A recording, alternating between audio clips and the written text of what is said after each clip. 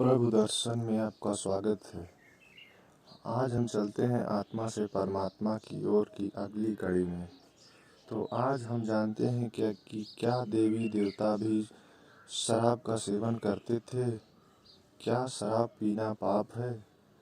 क्या शराब पीने से मनुष्य का नाश होता है? तो पुराणों में कई कथाएं आती हैं जिनमें देवताओं के सोम रसपान का जिक्र आता है, जिससे हम लोगों के दिमाग में ख्याल आता है कि देवी देवता मदिरा पान करते थे। परंतु सामान्य भाषा में लोग शराब सोम रस को ही शराब मान लेते हैं। लेकिन अगर पुराणों और शास्त्रों की माने तो ऋग्वेद और कई पुराणों में सोम रस का मतलब एक खास प्रकार का पेय पदार्थ बताया गया है, जो सोम नामक पौधे की पत्तियों से तैयार किया जाता था। विशेष विधि द्वारा ऋषि मुनि देवी देवता इसे तैयार करते थे और सोम रस को शक्तिवर्धक पेय के रूप में बताया गया है। ऐसा माना जाता है कि सोम रस का सेवन इंद्रदेव सबसे ज़्यादा करते थे। यही कारण है कि जब भी सोम रस का नाम आता है तो उसके साथ सबसे पहले इंद्र देवता का नाम भी आता है।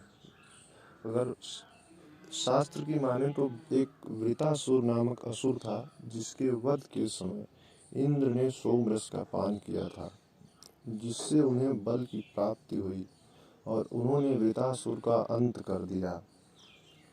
सोम रस अगर शराब होता तो शास्त्रों में शराब और मदिरा के सेवन की कभी मनाही नहीं होती। लेकिन ऐसा नहीं है कि देवी देवता शराब नहीं पीते हैं, इसके भी कुछ लक्षण हमें दिखाई देते हैं। आज भी कई देवी देवताओं के ऐसे मंदिर हैं जहां शराब भेंट किया जाता है और इसे प्रसाद के रूप में बांटा जाता है। लेकिन इसके पीछे एक खास कारण और उद्देश्य है। तो आइए ऐसे मंदिरों की बात करते हैं।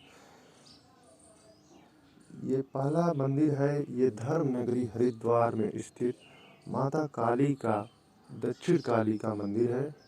इस मंदिर में माता को हर शनिवार कई श्रद्धालु शराब चढ़ाने आते हैं।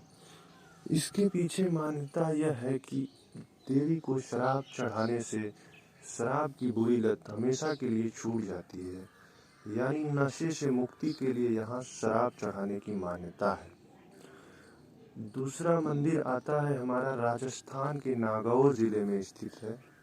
यह भुआल काली माता का मंदिर है। माता के दरबार में मान्यता है कि यहाँ माता भक्तों के 2.5 प्याला शराब ग्रहण करती हैं। अंतिम प्याले में बचे हुए शराब को भैरव पर चढ़ाया जाता है। इसके पीछे मान्यता है कि डाकुओं ने इस मंदिर का निर्माण किया था, क्योंकि माता ने उनके प्राण बचाए थे। डाकुओं ने माता का उपकार मानते हुए उनकी पूजा का विचार किया, लेकिन उस समय उनके पास प्रसाद चढ़ाने के लिए कुछ भी नहीं था सिवाय शराब के। डाकुओं ने माता को शराब भेंट किया तो एक के बाद एक 2.5 प्याले खत्म हो गए। इसके बाद से ही यहाँ मनोकामना पूरी करने के लिए शराब चढ़ाने की परंपरा शुरू हो गई। तीसरा मंदिर है मध्य प्रदेश के इंदौर जिले में स्थित महामाया देवी का, जिन्हें महालाया 24 खंबा माता के नाम से भी जाना जाता है, क्योंकि मंदिर में काले पत्थर के 24 खंबे हैं। इस मंदिर में नवरात्र की अष्टमी तिथि को देवी की पूजा शराब से की जाती है। कहते हैं कि यह परंपरा महाराजा विक्रमादित्य के समय से चली आ रही है। विक्रमादित्य नगर की रक्षा के लिए नगर की देवी देवताओं की पूजा करते थे। इस पूजा में शराब का भी प्रयोग होता था। आज भी इसी परंपरा को निभाया जा रहा है। चौथा मंदिर है विश्व प्रसिद्ध महाकाल नगरी उज्जैन शहर के करीब 8 किलोमीटर दूर स्थित यह काल भैरव का मंदिर है, जिन्हें महाकाल का सेनापति कहा जाता है। कहते हैं कि काल भैरव वाम मार्गी देवता हैं, जिनकी साधना तांत्रिक मांत्रिक करते हैं। मान्यता है कि यहाँ किसी समय तंत्र साधना के लिए केवल तांत्रिक आया करते थे। उन्हीं की साधनों से यहाँ काल भैरव को शराब चढ़ाने की परंपरा शुरू हुई।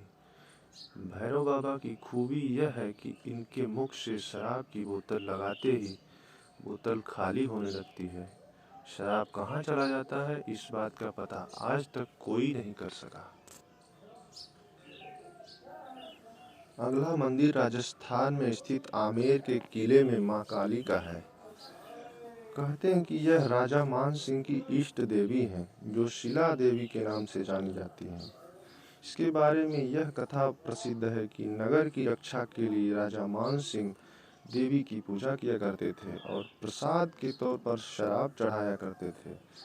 अब राजघराना तो नहीं रहा, लेकिन राजा मान सिंह के द्वारा शुरू की गई परंपरा आज भी यहाँ कायम है और देश विदेश से श्रद्धालु यहाँ शराब का प्रसाद चढ़ाने आते हैं।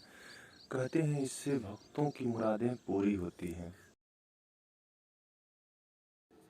अगर आप भी ईश्वर में विश्वास रखते हैं तो वीडियो को लाइक करें और आत्मा से परमात्मा की ओर जुड़ने की अगली कड़ी के लिए चैनल को सब्सक्राइब करें।